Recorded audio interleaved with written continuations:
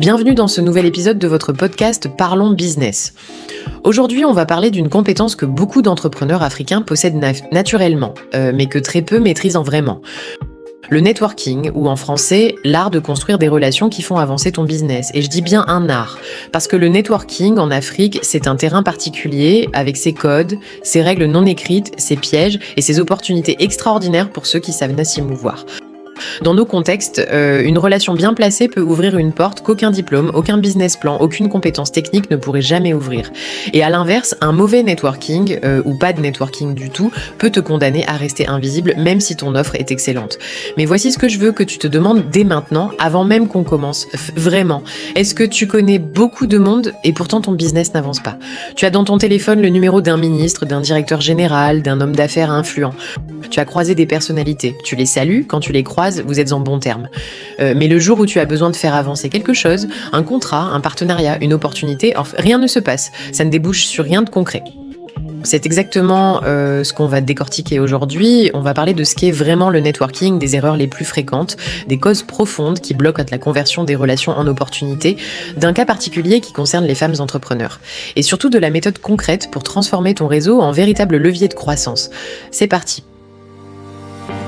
Commençons par poser les bases. Parce que le mot networking est tellement utilisé, tellement galvaudé, qu'on a fini par perdre de vue ce qu'il signifie vraiment.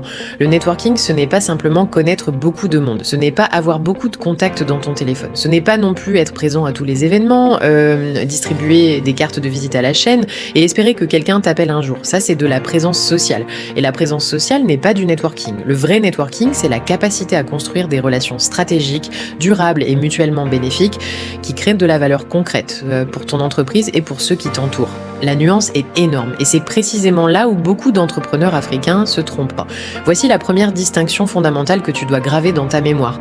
Avoir des contacts, ce n'est pas avoir un réseau, un contact, c'est une entrée dans ton téléphone. Un nom, un numéro, peut-être une photo sur WhatsApp. C'est quelqu'un que tu as rencontré une fois, deux fois, lors d'un événement, d'une cérémonie, d'un forum. Tu as échangé des politesses, tu as peut-être partagé un repas et depuis, vous vous suivez de loin. Un réseau, c'est autre chose. C'est un ensemble de relations vivantes, actives, nourries, dans lesquelles il y a une confiance réelle, une connaissance mutuelle de ce que chacun fait et une disposition réelle à s'entraider.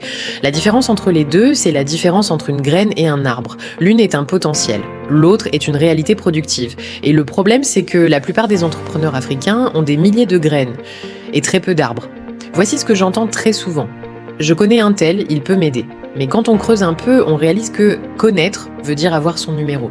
Pas avoir une relation, pas avoir créé de la valeur ensemble, pas avoir établi une confiance suffisante pour que cet un tel soit prêt à mettre son nom derrière toi. Et là, le contact est inutile, pas parce que la personne est mauvaise, mais parce que la relation n'a jamais été construite. Maintenant que la base est opposée, parlons des erreurs. Parce que le networking mal fait ne produit pas zéro résultat, en fait, il produit des résultats négatifs. Il abîme des relations, il ferme des portes, il construit une mauvaise réputation. Voici les 3 erreurs les plus fréquentes que nous observons sur le terrain. Erreur numéro 1. Networker uniquement quand on a besoin de quelque chose. C'est l'erreur classique. Tu traverses une période difficile, tu cherches un financement, tu veux décrocher un contrat, et là, subitement, tu te souviens que tu as des contacts. Tu appelles, tu envoies des messages, tu sollicites. Le problème, ces personnes ne t'ont pas vu depuis 6 mois. Elles n'ont pas de contexte sur ce que tu fais. Et ta demande arrive à froid, sans fondation relationnelle préalable. Dans nos cultures africaines, où la relation précède toujours la transaction, ce type de démarche est perçu immédiatement. Et elle laisse une impression négative qui peut durer longtemps. Erreur numéro 2, confondre quantité et qualité. Certains entrepreneurs passent leur temps à agrandir leur réseau en largeur. Plus de contacts, plus d'événements, plus de connexions LinkedIn. Mais un réseau large et superficiel ne vaut rien face à un réseau restreint et profond. 5 personnes qui te font confiance, qui connaissent réellement ce que tu fais, qui sont prêtes à mettre leur réputation en jeu pour te recommander. Ces 5 personnes valent 1000 fois mieux que 500 contacts qui ne se souviennent même pas de ton prénom. Erreur numéro 3, sous-estimer le poids de la réputation. En Afrique, tympan, les réseaux sont denses et interconnectés. Tout le monde connaît quelqu'un qui connaît quelqu'un et dans cet environnement, ta réputation te précède toujours. Ce que tu fais, la façon dont tu traites les gens, la manière dont tu honores tes engagements, tout ça circule et ça circule vite. Ta réputation, c'est ton capital réseau le plus précieux. Et contrairement à l'argent, une fois entamée, elle est très difficile à reconstituer. Il y a un deuxième cas de figure encore plus frustrant que le premier. C'est celui de l'entrepreneur qui est en très bon terme avec des personnalités influentes, mais qui n'arrive jamais à convertir ses bonnes relations en opportunités business concrètes. Tu le connais, ce profil, peut-être que c'est toi, tu as une relation chaleureuse avec ce décideur. Quand vous vous croisez, c'est des embrassades, des sourires, des « on doit se voir bientôt ». Tu l'appelles de temps en temps, il répond « vous discutez, l'ambiance est bonne ». Mais business, zéro. Pourquoi ? Quelles sont les causes profondes de ce blocage ? Cause numéro 1, l'absence de positionnement clair. La personne influente te connaît, elle t'apprécie, mais elle ne sait pas exactement ce que tu fais, elle n'a pas une image nette de ton offre, de ta valeur, de ce que tu peux lui apporter ou apporter à ses relations. Et dans un écosystème où les sollicitations sont permanentes, si tu n'es pas clairement identifié dans l'esprit de quelqu'un, tu n'existes pas professionnellement pour elle. Ce n'est pas de la mauvaise volonté, c'est simplement que tu n'as jamais pris le temps de te positionner clairement dans cette relation. Cause numéro 2, la peur de déranger ou de paraître intéressé. C'est un blocage très africain, très culturel. On a été éduqué à ne pas paraître trop demandeur, à ne pas mélanger les relations personnelles et les affaires, à ne pas abuser d'une relation sous prétexte qu'on est proche de quelqu'un. Et cette pudeur, aussi noble soit-elle, culturellement, tue des opportunités business à un rythme effarant. Parce que voilà la vérité. Les personnes influentes, les décideurs, les hommes et femmes d'affaires, ils font des affaires tout le temps. Avec leurs proches, avec leurs relations, avec les gens en qui ils ont confiance. Ce n'est pas de la corruption, ce n'est pas du favoritisme, c'est la nature humaine. On fait confiance à ce qu'on connaît. Si tu ne parles jamais business avec eux, parce que tu as peur de déranger, quelqu'un d'autre le fera. Et cette quelqu'un d'autre repartira avec l'opportunité qui aurait pu être la tienne. Cause numéro 3, ne jamais créer d'occasion de collaboration. Certains attendent à que l'opportunité tombe du ciel, ils espèrent que la personnalité influente va un jour penser à eux spontanément et les appeler. Ça arrive, mais c'est rare. Et attendre passivement n'est pas une stratégie. Le networking efficace, c'est créer activement des occasions où la collaboration devient naturelle. C'est proposer, c'est initier, c'est être le premier à créer de la valeur dans la relation pour que l'autre ait envie de réciprocité. Je veux maintenant m'arrêter sur un cas particulier, un sujet que peu de podcasts osent aborder franchement, mais qui concerne des milliers de femmes entrepreneurs sur notre continent, et qui mérite qu'on en parle clairement, sans tabou et sans jugement. Les femmes africaines, il faut le dire, sont souvent d'excellentes networkeuses naturelles. Elles ont des réseaux vastes, diversifiés, chaleureux. Elles savent créer du lien, maintenir des relations, fédérer des communautés. On les voit dans tous les événements, toutes les associations, tous les cercles. Elles connaissent tout le monde, et tout le monde les connaît. Mais voici le paradoxe douloureux que nous observons trop souvent. Malgré des réseaux parfois plus riches que ceux de leurs homologues masculins, beaucoup de femmes entrepreneurs n'arrivent pas à convertir ces relations en opportunités business concrètes. Et l'une des causes les plus profondes, celle qu'on n'ose généralement pas nommer, c'est le problème du cadre dans lequel la relation a été initiée. Voici ce que je veux dire concrètement. Quand une femme entrepreneur entre en contact avec un homme influent, un décideur, un partenaire potentiel, un homme d'affaires, la nature du premier contact détermine souvent de façon durable le cadre de toute la relation. Si ce premier contact est principalement basé sur l'attraction physique, sur le charme, sur une dimension séductrice, même involontairement, alors cet homme va instantanément placer cette femme dans une case bien précise dans son esprit. La case de la femme qu'il trouve attirante, celle qu'il peut appeler pour un dîner, pour une relation personnelle. Et le problème fondamental, c'est que cette case-là, elle n'est pas compatible avec la case business. Une fois qu'un homme a rangé une femme dans cette catégorie, il est extrêmement difficile pour lui de changer de regard. Résultat. Même si cette femme a une offre excellente, même si son projet est solide, même si elle a toutes les compétences requises, cet homme ne la verra pas comme une partenaire business sérieuse. Il sera cordial, il sourira, mais il ne signera jamais un contrat avec elle. Il ne la recommandera jamais à ses partenaires, parce que dans sa tête, ce n'est pas ce qu'elle représente. Alors, quelle est la solution ? La solution, c'est de travailler son image professionnelle avant même de construire son réseau. Ça commence par la façon dont tu te présentes. Pas seulement ta tenue vestimentaire, mais même si elle compte, mais surtout la façon dont tu entres dans une pièce, la façon dont tu prends la parole, le vocabulaire que tu utilises, la posture que tu adoptes dans une conversation. Est-ce que tu parles de ton business dès les premières minutes d'une interaction, ou est-ce que tu laisses la conversation dériver vers des sujets personnels ? Ces choix-là, en apparence anodins, construisent l'image que les autres ont de toi.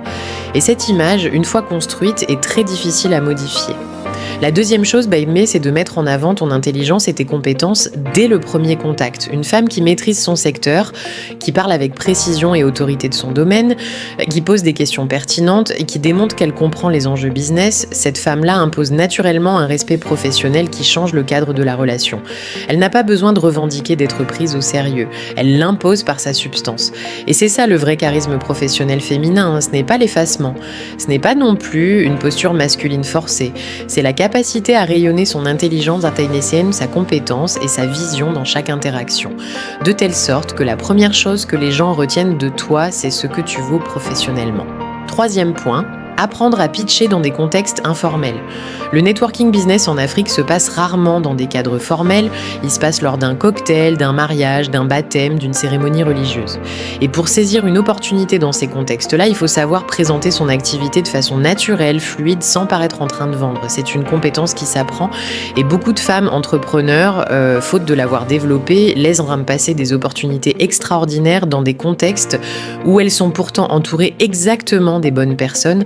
C'est pour cette raison que dans nos programmes d'accompagnement chez Zenith Business, nous travaillons spécifiquement avec les femmes entrepreneurs sur ce que nous appelons le leadership d'image et le positionnement relationnel, apprendre à entrer dans une pièce en professionnel, apprendre à conduire une conversation vers la dimension business naturellement, apprendre à créer une empreinte professionnelle forte et mémorable dans l'esprit de ses interlocuteurs.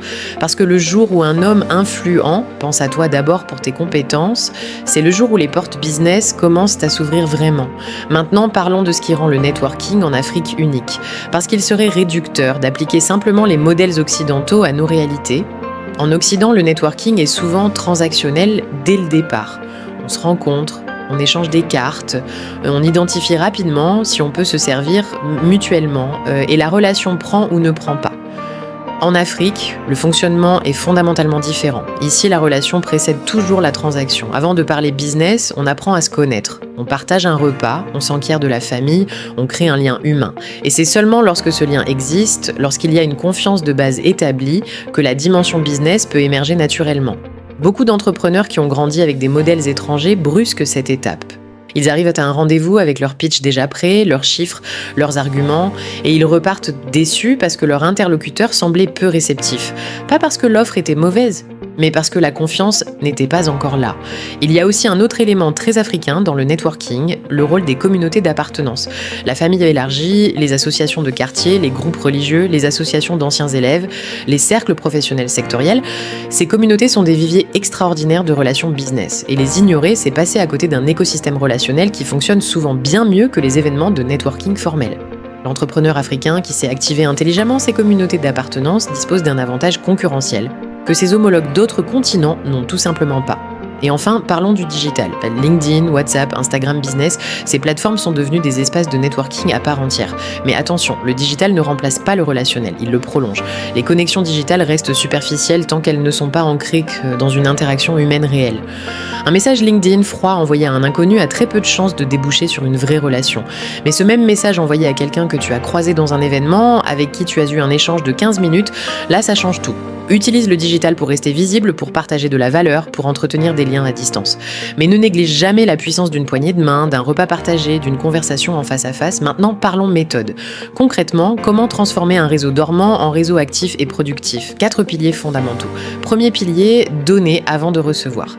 C'est la règle d'or du networking et elle est encore plus vraie en Afrique où la réciprocité c'est une valeur culturelle profonde. Avant de solliciter quoi que ce soit, demande-toi qu'est-ce que je peux apporter à cette personne ? Une information utile, une mise en relation, un coup de main, un conseil, une opportunité. Quand tu arrives dans une relation avec une mentalité de donneur, les gens le sentent. Et naturellement, ils ont envie de t'aider en retour. Ce n'est pas de la manipulation, c'est la façon dont les relations humaines authentiques fonctionnent. Deuxième pilier, te positionner clairement dans l'esprit de chaque relation clé. Chaque personne importante dans ton réseau doit savoir exactement ce que tu fais, ce que tu cherches et ce que tu peux apporter. Pas vaguement, pas en termes généraux, précisément. Travaille ton pitch informel. Cette capacité à te présenter en 30 secondes de façon claire, mémorable et naturelle dans n'importe quel contexte, c'est l'une des compétences les plus rentables qu'un entrepreneur puisse développer. Troisième pilier, créer activement des occasions de collaboration. N'attends pas que l'opportunité tombe du ciel. Identifie comment ton activité peut créer de la valeur pour une personnalité de ton réseau et propose-le concrètement. Parce que dans le business, c'est celui qui initie qui emporte l'opportunité. Quatrième pilier, entretenir le réseau en permanence, pas ponctuellement. Le réseau, c'est comme un jardin. Si tu ne l'arroses que quand tu as soif, il sera mort avant que tu n'en aies besoin. Prends des nouvelles. Félicite pour les succès. Partage une information utile. Pense aux autres en dehors des moments où tu as besoin d'eux. Donc ces petits gestes, en apparence anodins, construisent quelque chose de solide dans le temps. Et quand le moment viendra où tu auras besoin de ton réseau, tu seras déjà présent dans les esprits. Pas comme quelqu'un qui réapparaît quand ça l'arrange, mais comme quelqu'un qui a toujours été là. Je veux te dire quelque chose d'important. Tout ce qu'on vient de voir, identifier les bonnes personnes, se positionner clairement, créer des occasions de collaboration, pitcher dans des contextes informels, transformer une bonne relation en opportunité business concrète, tout ça, c'est des compétences. Et comme toutes les compétences, elles ne s'improvisent pas tant. On pense souvent que le networking, c'est inné, que soit tu es fait pour ça, soit tu ne l'es pas. Non, c'est faux. Le networking efficace, ça s'apprend, parce que ça se pratique.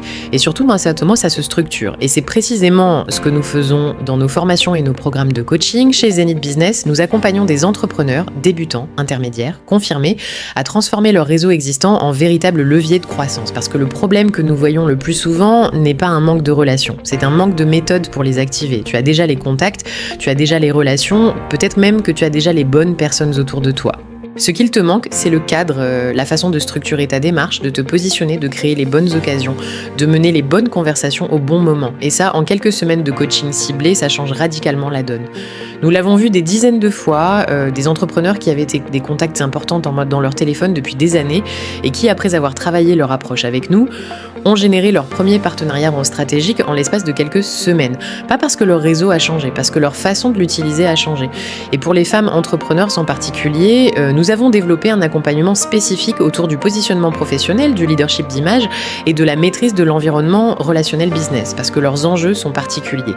Et ils méritent des réponses qui sont particulières. Si tu te reconnais dans ce que j'ai décrit aujourd'hui, si tu as des contacts mais pas de réseau actif, si tu as de bonnes relations mais pas de business qui en découle, si tu sens que tu passes à côté d'opportunités dans ton propre réseau, alors c'est le moment de passer à l'étape suivante. Un coaching personnalisé peut faire pour toi ce que des années de networking mal structuré n'ont pas réussi à faire. Alors qu'est-ce qu'on retient de tout ça ? Avoir des contacts, ce n'est pas avoir un réseau, être en bon terme avec des personnalités, ce n'est pas faire du business avec elles. Et connaître beaucoup de monde, ce n'est pas la même chose que savoir utiliser son réseau. Le networking efficace en Afrique repose sur des principes clairs. Donner avant de recevoir, se positionner clairement, créer activement des occasions de collaboration et entretenir ces relations dans la durée, pas uniquement quand on en a besoin. Pour les femmes entrepreneurs, il y a une couche supplémentaire. Travailler son image professionnelle, s'assurer que la première chose que les gens retiennent donc de toi, c'est ton intelligence, ta compétence, ta vision, parce que c'est ce premier cadre, celui que tu imposes dans les premières minutes d'une relation, qui déterminera si cet homme d'affaires en face de toi te verra un jour comme une partenaire business sérieuse ou simplement comme une femme agréable à fréquenter. Et pour tout le monde, hommes et femmes, retenez ceci. Le networking, ça s'apprend, ça se travaille et ça se structure. Avant de terminer, je veux te laisser avec une question à méditer cette semaine. Combien de personnes dans ton téléphone pourraient te faire avancer ton business ? Et à qui tu n'as pas encore parlé de ton activité de façon professionnelle et claire ? La réponse à cette question, c'est la taille exacte de ton opportunité manquée. Merci d'avoir écouté cet épisode. Si ce contenu t'a fait réfléchir, partage-le à un entrepreneur ou une entrepreneuse dans ton entourage qui a un réseau riche, mais qui n'arrive pas encore à le faire travailler pour lui. À très vite.